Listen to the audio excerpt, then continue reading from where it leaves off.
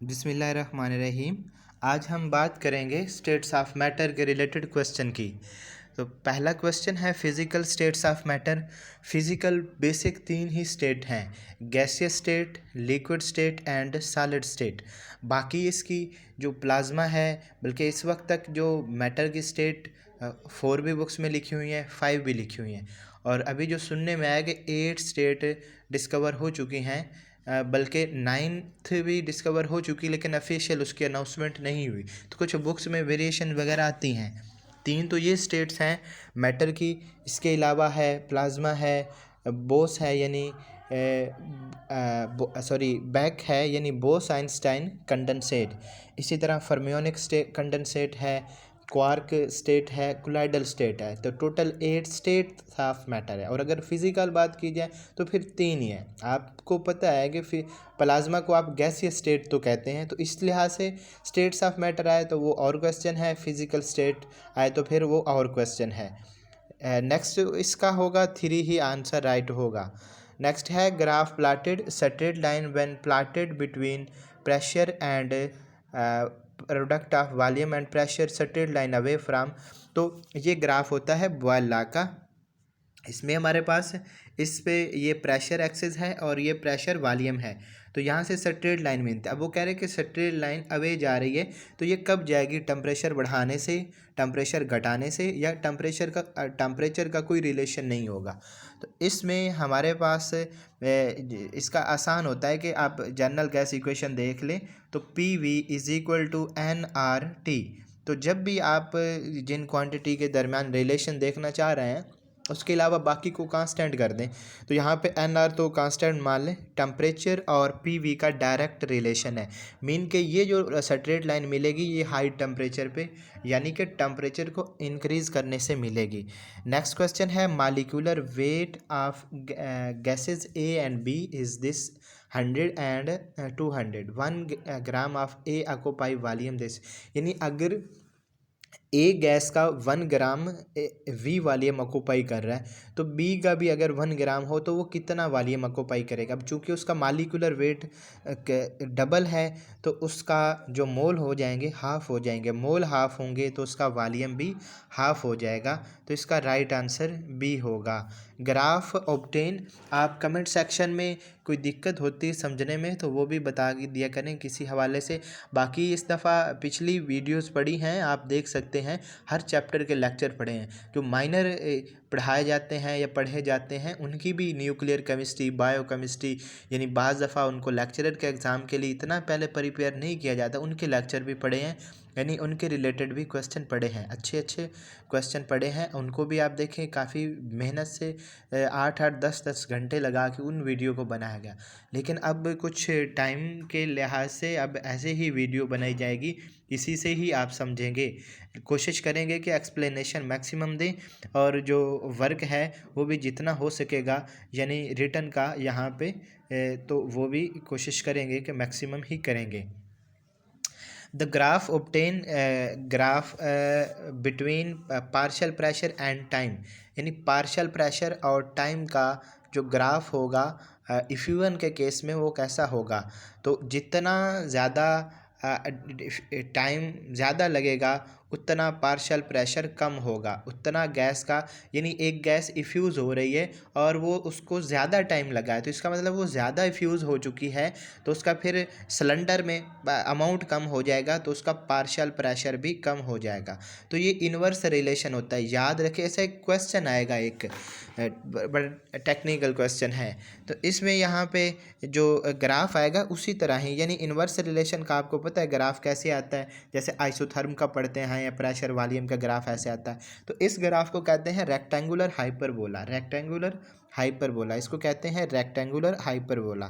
तो ये होगा, यानी पार्शियल प्रेशर और टाइम का जो ग्राफ होगा ये इन्वर्स रिलेशन होगा, यानी जितना टाइम गैस को लगेगा ज़्यादा फ्यूज़ होने के लिए उसका पीछे अमाउंट कम रहेगा, तो उसका पार्शियल प्रेशर भी कम हो जाएगा। यानी टाइम और प्रेशर का इन्वर्स रिलेशन है, पार्शियल प्रेशर ऑफ गैस का। नेक्स्ट है 20 litre of SO2 diffuse in this second. तो इसमें हम फार्मूला लिखेंगे। ये हमारे पास होता है फार्मूला इसका, यानी रेट डिवाइडेड बाई लिखते हैं, यानी gas rate of SO2, rate of SO2 divided by rate of O2 is equal to, ये होगा हमारे पास molecular weight of O2 divided by molecular weight of SO2। तो रेट होता है यानी स्पीड होती है, या चेंज होता है पर यूनिट, यानी change in volume per unit time कह लें, या कितना वॉल्यूम इफ्यूज़ हो रहा है। तो इसका जैसे 20 है तो ये 20/64 हो जाएगा। अब स्पेस कम है, मैं 64 को नीचे लिखूँगा। इसी तरह हमारे पास जो ऑक्सीजन इफ्यूज़ हो रही है उसका कितना अमाउंट इफ्यूज़ हो रहा है ये पूछा गया है, कितना वॉल्यूम। तो इसको मान लें x है, x मालूम करना है, और इसका जो ये 30x/30 होना था, सॉरी यहाँ पे टाइम होना था, यहाँ पे टाइम होना था, यहाँ पे यानी 60 सेकेंड यहाँ पे होना था, मालिकुलर वेट नहीं होगा क्योंकि रेट होगा यानी volume of sulphur dioxide divided by time. तो इस तरह 20/60, और दूसरा ऑक्सीजन का कितना अमाउंट यानी वेट कितना, वॉल्यूम कितना डिफ्यूज़ होगा, और इसके नीचे आएगा V/T। तो T30 है वो ऊपर चला जाएगा, स्पेस थोड़ी है, मैथमेटिकली यही बनेगा इसका। इसी तरह होगा यहाँ पे ऑक्सीजन का मालिकुलर वेट 32 और इसका SO2 का 64 है। यहाँ पे कैलकुलेट करेंगे, ये तो हमारे पास यहाँ से तो ये, यहाँ से तो ये हो जाएगा हमारे पास, ये यहाँ से कैंसिल हो जाएगा, यहाँ पे 10 बचेगा, ठीक है।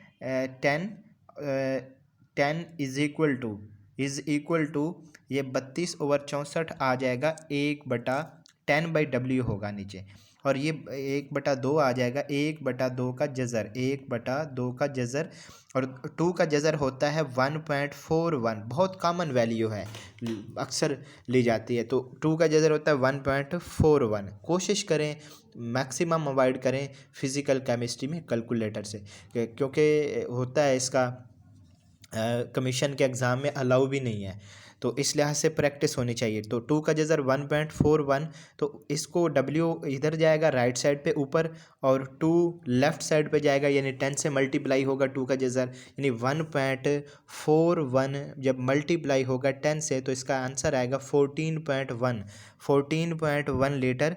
यहाँ पे ऑप्शन नहीं है तो इसका नन होगा, ऐसे करेक्ट इसका आंसर होना था 14.1 लीटर इसका आंसर था। तो अगर 14 होता तो फिर करीब मान सकते थे, लेकिन यहाँ पे 15 तो नहीं हम लिखेंगे इसका। नेक्स्ट क्वेश्चन है, peak Maxwell distribution curve become lowest with, यानी मैक्सवेल डिस्ट्रीब्यूशन, हमारे पास ये मैक्सवेल डिस्ट्रीब्यूशन कर्व है। तो इसमें हम टेम्परेचर और फ्रैक्शन ऑफ मॉलिक्यूल के दरमियान ग्राफ प्लाट करते हैं। तो ये एक कर्व आती है, तो इसमें ये जो होता है एरिया अंडर द कर्व, ये होता है नंबर ऑफ़ मॉलिक्यूल, ये टोटल मॉलिक्यूल जो हैं इसमें। तो यहाँ पे अगर टेम्परेचर ज़्यादा करेंगे तो मॉलिक्यूल की काइनेटिक एनर्जी बढ़ जाएगी। तो इस थोड़ा ये कम नहीं हुए, बल्कि ये थोड़ा स्पेस नहीं है, इसको आगे तक ले जाना था, ये जो लाइन है ना इस तरह करके। तो इसमें क्या होता है, फ्रैक्शन ऑफ मॉलिक्यूल चेंज नहीं होती, सिर्फ वो थोड़ा अवे हो जाता है। तो यहाँ पे क्या होता है कि टेम्परेचर बढ़ाने से नंबर ऑफ़ मॉलिक्यूल नहीं बढ़ेंगे, उतने ही रहेंगे। फ्रैक्शन ऑफ मॉलिक्यूल इंक्रीज़ बिल्कुल नहीं करेंगे, कर्व की पीक कम हो जाती है।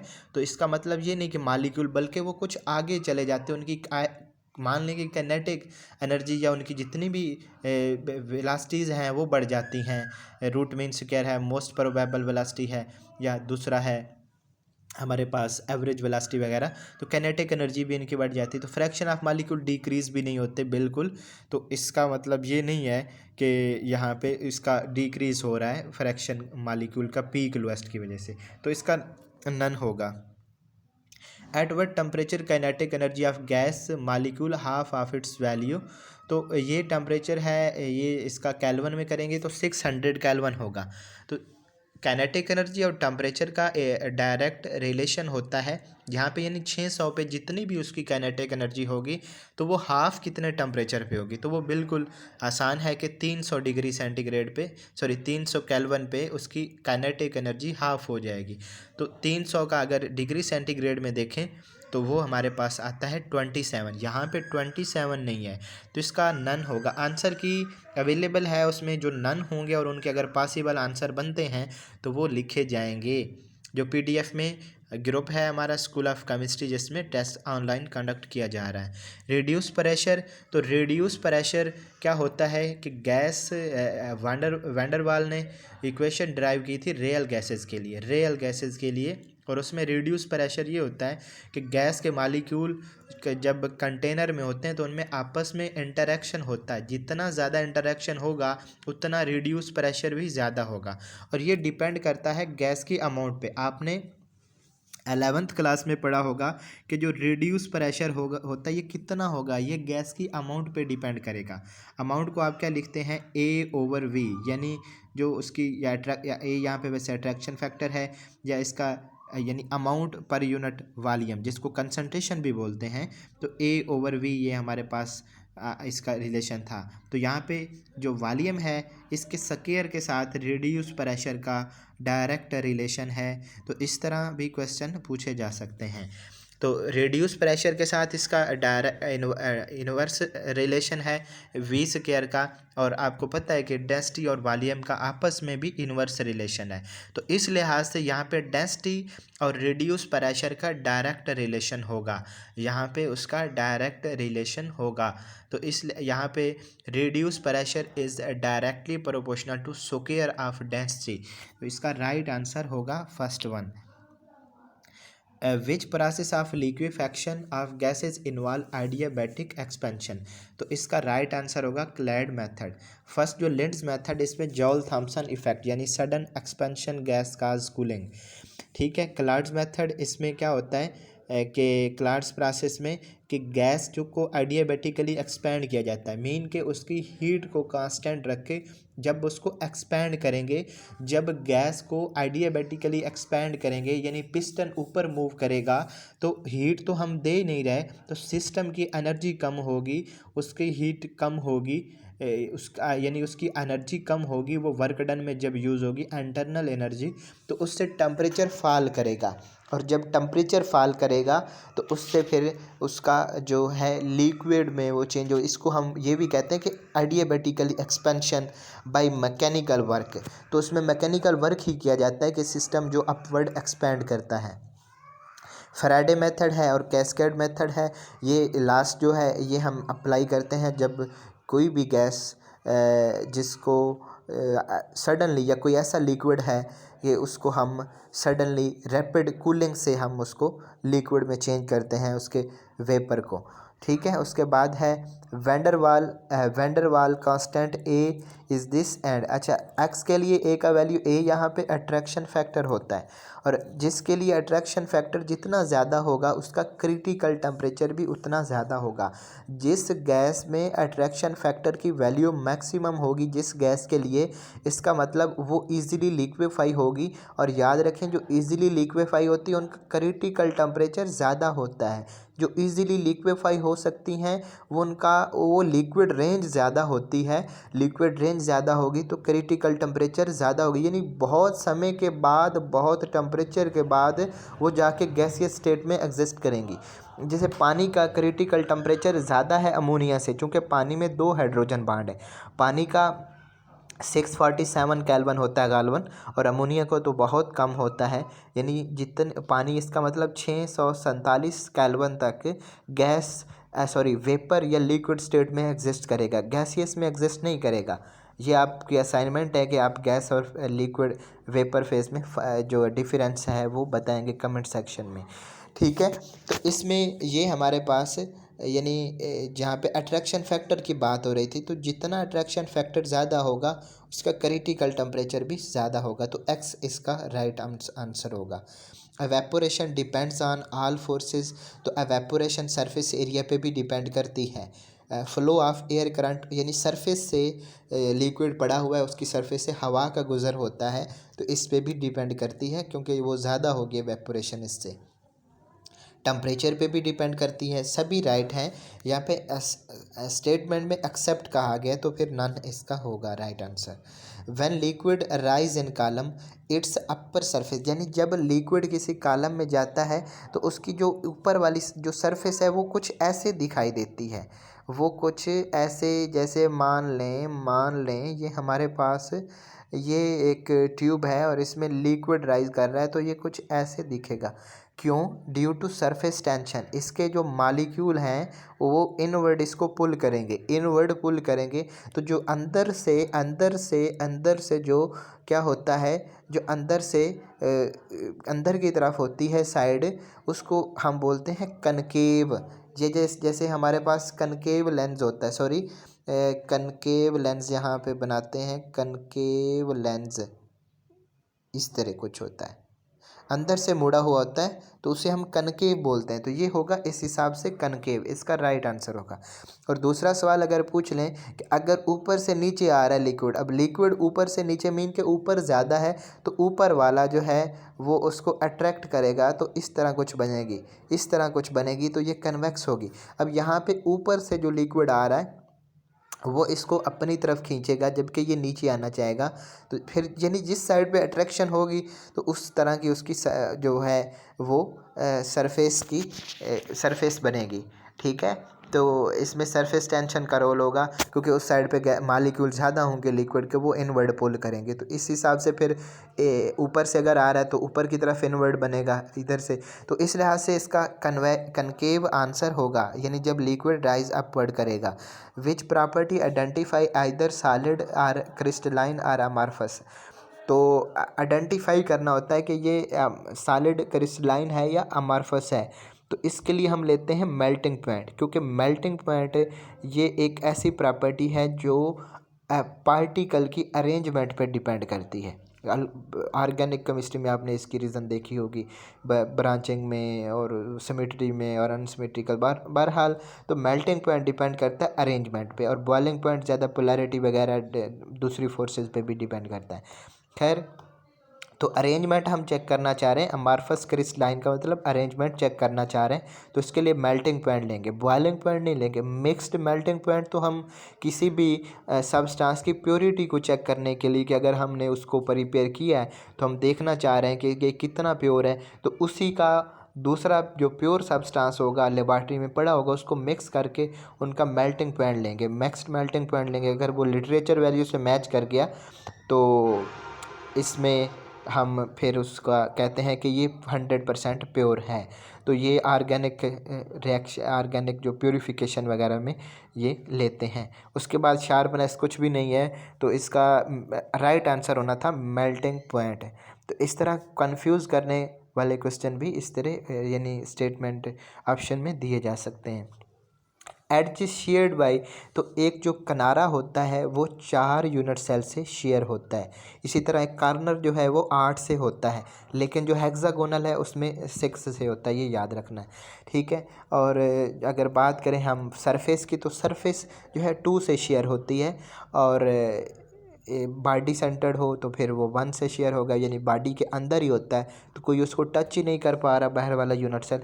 बहरहाल एडज सेंटर जो है इसका जो कंट्रीब्यूशन होता है वो 1/4 होता है, या ये कितने यूनिट सेल से शेयर होता है? 4 से। Number of atom in hexagonal unit cell, याद रखें हेक्सागोनल में टोटल हमारे पास 12 कार्नर होते हैं, और हर कार्नर अभी मैंने बोला कि 1/6 शेयर्ड होता है। ठीक है, ऐसे नॉर्मल जो है क्यूबिक वगैरह में फेस सेंटर्ड बॉडी सेंटर्ड में 1/8 होता है। उसके बाद ये इसमें कार्नर का शेयर्ड है, और इसके बाद हमारे पास इसमें फेसेस होती हैं, 2 फेसेस होती है अपर और लोअर, तो उसमें 2 फेसेस का यानी फेस का तो हाफ ही होता है, तो 1/2 होगा। और 3 एटम होते हैं बॉडी में इसकी, तो वो तो बिल्कुल ही उसका तो होल कंट्रीब्यूशन इसी का ही होगा। तो इसका जो राइट आंसर बनेगा, ये पहले का हमारे पास 2 + 1 + 3 तो 6 इसका राइट आंसर होगा।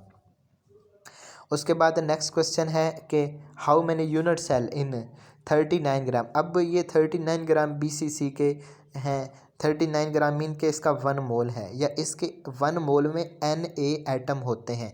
और वैसे जो BCC है इसमें टोटल 2 एटम होते हैं पर यूनिट सेल, यानी 2 एटम होंगे, 2 एटम होंगे तो 1 यूनिट सेल होगा, इसका 1 यूनिट सेल होगा। हमने फाइंड करना है हाउ मेनी यूनिट सेल क्योंकि बीसीसी में 8 कार्नर होंगे, कार्नर से 1 का कंट्रीब्यूशन आएगा और बॉडी में 1 होगा तो उसका होल का ही आएगा, तो टोटल 2 होते हैं।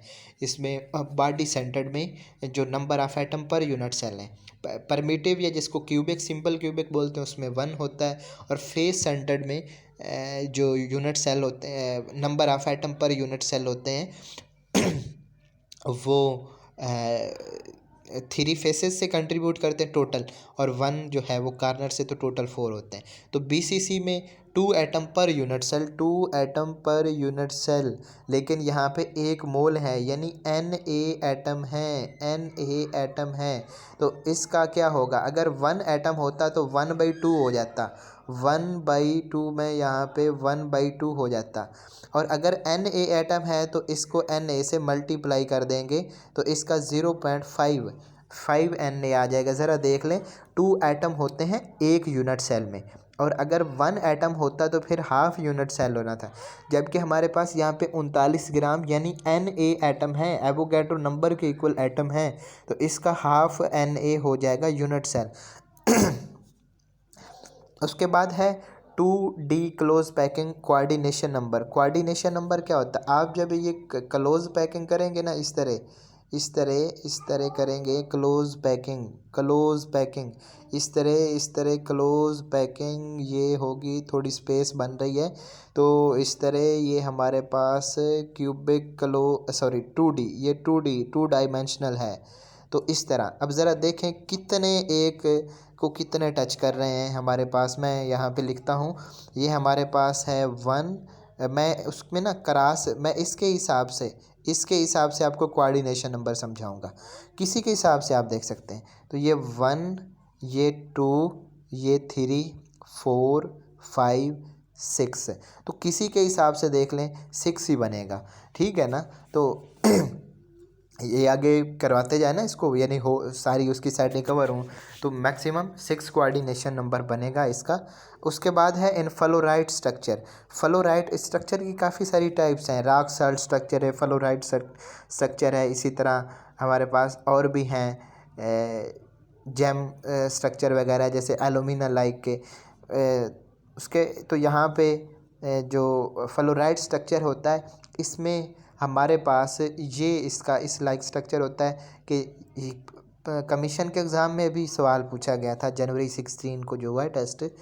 तो ये डाइवेलेंट होता है, इसका कोऑर्डिनेशन नंबर होता है 8, और ये मोनोवेलेंट A9 होता है, जैसे फ्लोराइड होता है ना, इसका नाम भी फ्लोराइड है। कैल्शियम जैसे रॉक साल्ट स्ट्रक्चर है ना, तो सोडियम क्लोराइड के स्ट्रक्चर को जो फॉलो करेंगे उस लाइक होंगे, तो हम उसको बोलेंगे रॉक साल्ट स्ट्रक्चर। तो ये फ्लोराइड, इसका नाम भी है, टीथ एनामल भी होता है कैल्शियम फ्लोराइड। तो यहाँ पे इसका प्लस कैल्शियम 2 है, तो इसका कोऑर्डिनेशन नंबर होता है 8। और फ्लोराइड यानी कैल्शियम के साथ 8 फ्लोराइड अटैच होंगे, लेकिन एक फ्लोराइड के साथ 4 कैल्शियम अटैच होंगे। साइज़ भी स्मॉल है, चार्ज डेंसिटी भी कम है फ्लोराइड की, तो इसलिए इसका 8 and 4 था, 8 and 4। नेक्स्ट क्वेश्चन है, of the following element does not show ferromagnetism at room temperature. तो धरती पे जितने भी एलिमेंट हैं उनमें 3 एलिमेंट फेरोमैग्नेटिज्म शो करते हैं, यानी परमानेंट मैग्नेटिज्म शो करते हैं। उसमें आयरन, कोबाल्ट, निकल, इसका राइट आंसर होगा। बाकी कुछ कंपाउंड वगैरह भी हैं। तो उसके बाद है the crystal produce small amount of current. तो इसका बाय मैकेनिकल स्ट्रेस, तो इसका होगा पीजो इलेक्ट्रिसिटी। ये भी कमीशन के एग्ज़ाम में पूछा गया है क्वेश्चन की, शायद स्टेटमेंट कुछ और थी या बहरहाल उसमें टेम्परेचर का तज़किरा था। तो पीजो इलेक्ट्रिसिटी होता है कि आप किसी क्रिस्टल पे जब स्ट्रेस अप्लाई करते हैं तो उसमें कुछ करंट प्रोड्यूस होता है, और अगर तो वो उसमें कुछ पोलैरिटी आ जाती है, और अगर स्ट्रेस से पोलैरिटी ना आए तो वो हमारे पास होता है उसको एंटी फेरो इलेक्ट्रिसिटी कहते हैं। और अगर परमानेंट वो बन जाए डाईपोल उसका इसी मैकेनिकल स्ट्रेस से, तो फिर उसको हम कहते हैं फेरो इलेक्ट्रिसिटी। जैसे फेरोमैग्नेटिज्म पैरामैग्नेटिज्म से फेरामैग्नेटिज्म आ गया। अच्छा, उसके बाद पायरो इलेक्ट्रिसिटी, यानी जब हम उसको क्रिस्टल को हीट करते हैं तो उससे कुछ इम्पल्स, कुछ करंट, कुछ प्रोड्यूस होगा, तो उसको हम कहते हैं पायरो। पायरोमीटर होता है ना हाई टेम्परेचर को मेजर करने के लिए, तो पायरो का वर्ड हाई टेम्परेचर के लिए यूज़ किया जाता है। तो इसका राइट था piezo electricity, which is correct about different temperature. तो बॉयल टेम्परेचर क्रिटिकल टेम्परेचर से हमेशा हमेशा हमेशा के लिए ज़्यादा होता है बॉयल टेम्परेचर, क्योंकि हमारे पास बॉयल टेम्परेचर क्या होता है कि जिस पे गैस आइडियल बिहेव करेगी। अब आपको पता है कि क्रिटिकल टेम्परेचर के बाद कोई भी सब्सटेंस होगा ही गैसियस स्टेट में, यानी वो परफेक्ट गैस, तो परफेक्ट गैस कहेंगे, आइडियल गैस कहेंगे, ठीक है। तो इस लिहाज से बॉयल टेम्परेचर हमेशा क्रिटिकल से ज़्यादा ही होगा। बॉयल टेम्परेचर वो टेम्परेचर जिस पे कोई भी गैस आइडियल बिहेव करती है, तो इसका राइट आंसर यही होगा, बी नहीं होगा। उसके बाद बॉयल टेम्परेचर इन्वर्जन टेम्परेचर से ज़्यादा है, ये स्टेटमेंट ठीक नहीं है, क्योंकि बॉयल टेम्परेचर हमारे पास होता है TB is equal to A/BR, और आइडियल टेम्परेचर होता है TI इंटू 2A/BR, यानी 2 × TB कह लें, ठीक है। तो आइडियल टेम्परेचर जो है, ये बॉयल टेम्परेचर जब डबल होगा ना, तो उसके तब जाके इक्वल बनेगा, ठीक है। तो इस लिहाज से हमारे पास जो राइट आंसर है, आइडियल टेम्परेचर यानी ज़्यादा होता है, आइडियल टेम्परेचर, सॉरी आइडियल नहीं, इसको इन्वर्जन टेम्परेचर कहते हैं। इन्वर्जन टेम्परेचर हमेशा ज़्यादा होता है बॉयल टेम्परेचर। उसके बाद नेक्स्ट क्वेश्चन है मीन फ्री पाथ।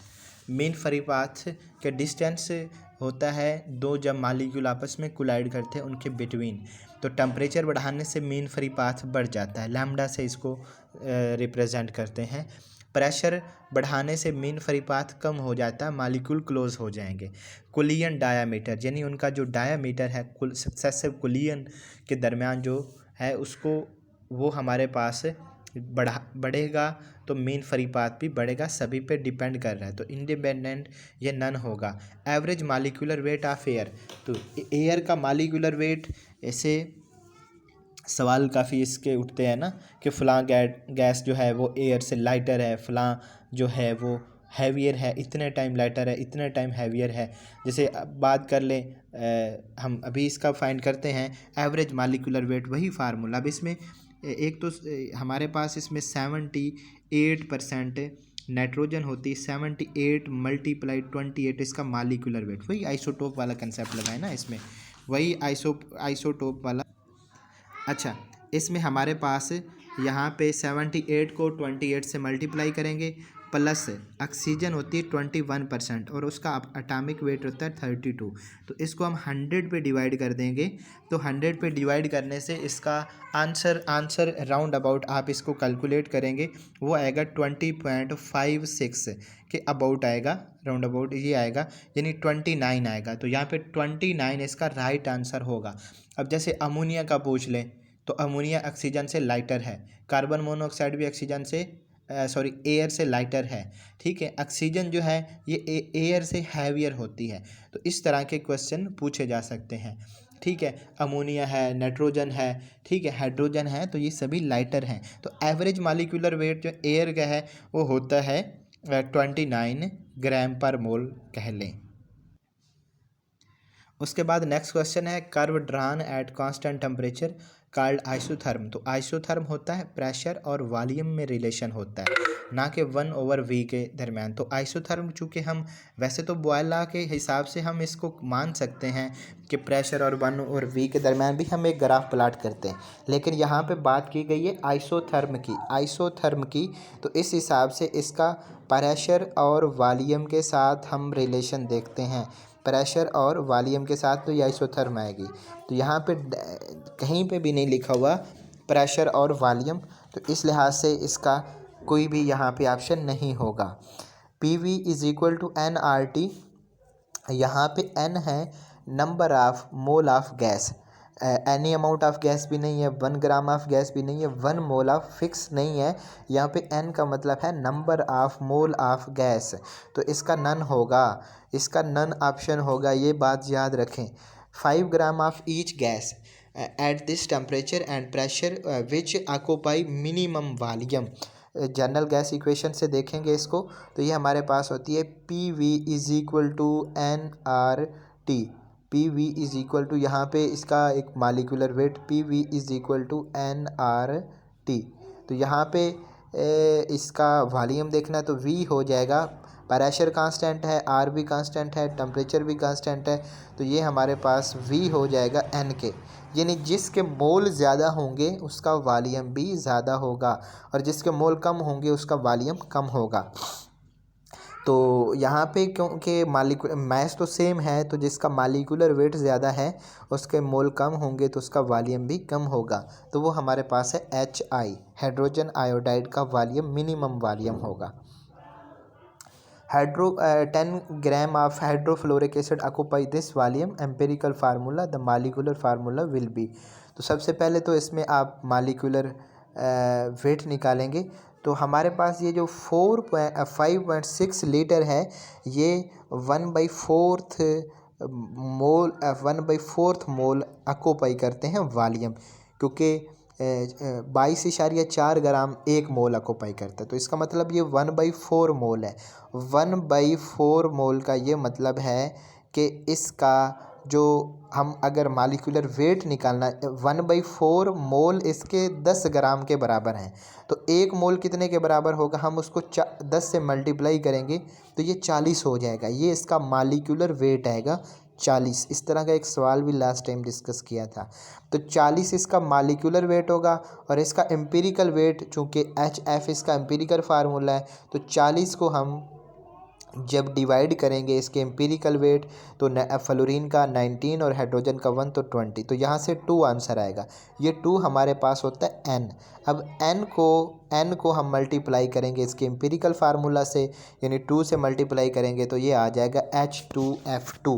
दोबारा देखें, 5.6 लीटर, ये कोई भी अगर गैस है तो उसका ये 1/4 मोल होता है, और अगर 1/4 मोल 10 ग्राम बन रहा है, यहाँ पे बताया गया ना कि 10 ग्राम है 5.6 लीटर, तो 10 ग्राम अगर 1/4 मोल है तो 1 मोल होगा कि आप उसको 4 से मल्टीप्लाई कर दें तो वो 40 बन जाएगा, तो उससे आगे ये कैलकुलेशन करेंगे। नेक्स्ट है 0.5 mole of each gas SO2, O2, methane are kept container hole was made after 3 hour, यानी उसमें फ्यूज़न हो रही है, तो किस गैस का पार्शियल प्रेशर किस गैस का ज़्यादा होगा, यानी उनका आर्डर जो करेक्ट है। याद रखें, जिस गैस का, अब मोल इन सभी के सेम है, तो जिस गैस का मालिकुलर वेट ज़्यादा होगा उसकी इफ्यूज़न कम होगी, कंटेनर से वो कम निकलेगी, तो कंटेनर में उसका प्रेशर ज़्यादा होगा, तो SO2 की कम अमाउंट बाहर आएगी तो उसका प्रेशर अंदर ज़्यादा होगा। तो इस हिसाब से इसका ये राइट आंसर होगा। जिसका मालिकुलर वेट ज़्यादा उसकी इफ्यूज़न कम होगी, और इफ्यूज़न कम होगी तो उसका जो अमाउंट अंदर ज़्यादा रहेगा, तो उसका फिर पार्शियल प्रेशर भी ज़्यादा होगा, यानी उसके मोल ज़्यादा हैं, मोल फ्रैक्शन ज़्यादा है, तो पार्शियल प्रेशर भी ज़्यादा होगा, तो ये राइट आंसर होगा। बाज़ बच्चों ने ये लगाया होगा जो इसका भाई बी बन रहा है, भाई जिसका गैस ज़्यादा है तो बस हल्की है तो पार्शियल प्रेशर से, तो ऐसी बात नहीं है। मैच बॉक्स एग्जिबिट, तो मैच बॉक्स जो है इसकी कौन सी क्रिस्टल यूनिट होता है, बात करते हैं। मैच बॉक्स में एंगल सभी 90 के होते हैं, लेकिन उसमें एक जो ऊपर वाली सरफेस होती है, जैसे हम माचिस ज़मीन पे रखते हैं तो उसकी लेंथ ज़्यादा होती है, और जहाँ पे हम फ्रिक्शन से वो माचिस की जो तीली लगाते हैं तो वहाँ पे जो वो लेंथ उसकी निस्बत उसकी जो साइड वाली लेंथ होती है वो कम होती है। और इसी तरह जो मैच जहाँ पे उसकी जो नीचे वाली हमारे पास होती है, इस तरह मान लें हमारे पास ये मैच बॉक्स है,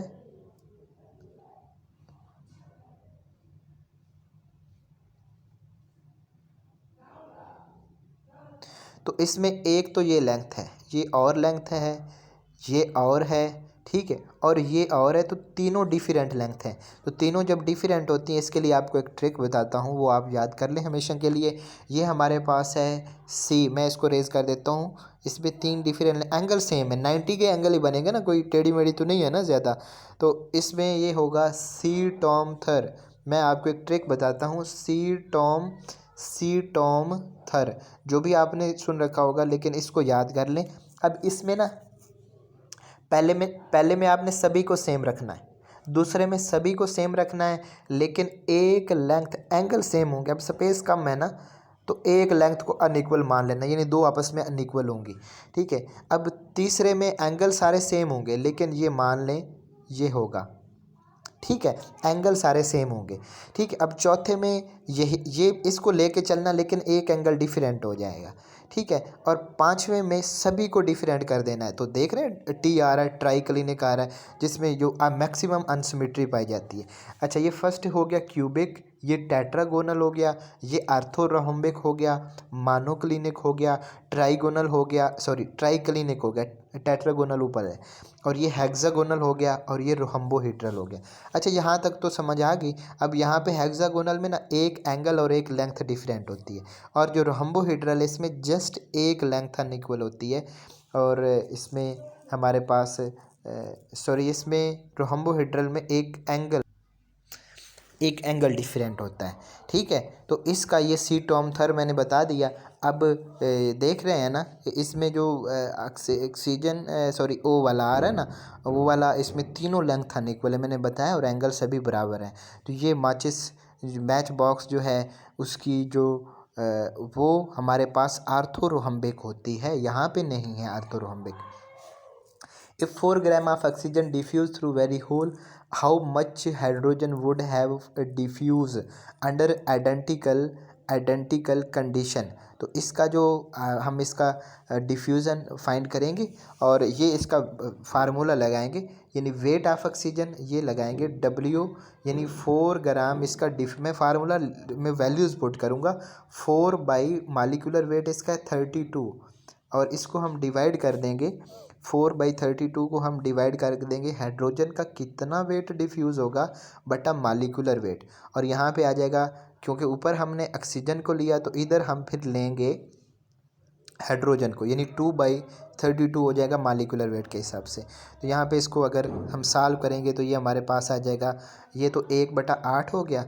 अब यहाँ से 8 नीचे आ जाएगा और 2 ऊपर चला जाएगा। तो इस तरह ये हमारे पास, इसका मैथमेटिकली करेंगे तो ये चीज़ें नहीं है कि आप इस पे कहें कि यहाँ पे हमें समझ नहीं आ रही, इसको आप कर सकते हैं। तो स्पेस का इशू होता है, तो इसका आ जाएगा 2/W8। अब W8 से भी 1/4 रह जाएगा, और यहाँ पे रह जाएगा 1/16, या इसका आ जाएगा 1/4। तो 1/4, 4 से 4, मैं इसको दोबारा, इसको ज़रा नोट कर लें।